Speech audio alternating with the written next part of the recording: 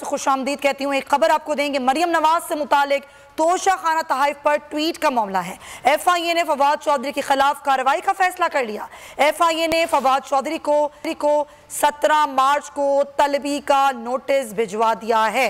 मरियम नवाज से मुतालिक तोशा खाना तहाइफ पर यह ट्वीट किया गया था, जिस पर FIA ने फवाद चौधरी के खिलाफ कार्रवाई का फैसला कर लिया है। एहतशाम अली अब्बासी हमारे नुमाइंदे हमारे साथ हैं, उनसे बात करते हैं। जी एहतशाम, ये क्या मामला है? जी बिल्कुल, मरियम नवाज से मुतालिक तोशाखाना तवाइफ पर ट्वीट का मामला है। FIA ने फवाद चौधरी के खिलाफ कार्रवाई का फैसला कर लिया है। FIA ने फवाद चौधरी को 17 मार्च को तलब कर लिया है।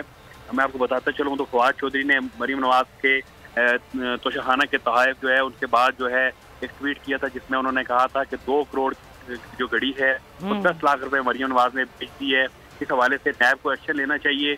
तो आज जो है FIA की जानिब से एक नोटिस जारी हुआ है, इसमें फवाद चौधरी को तलब किया गया है। और इस हवाले से मैं ये भी बताते चलूँ कि शहरी राजा मोहम्मद हारून को शिकायत पर ये नोटिस भेजा गया है। जी ठीक है, बहुत शुक्रिया आपका एहतशाम अली अब्बासी।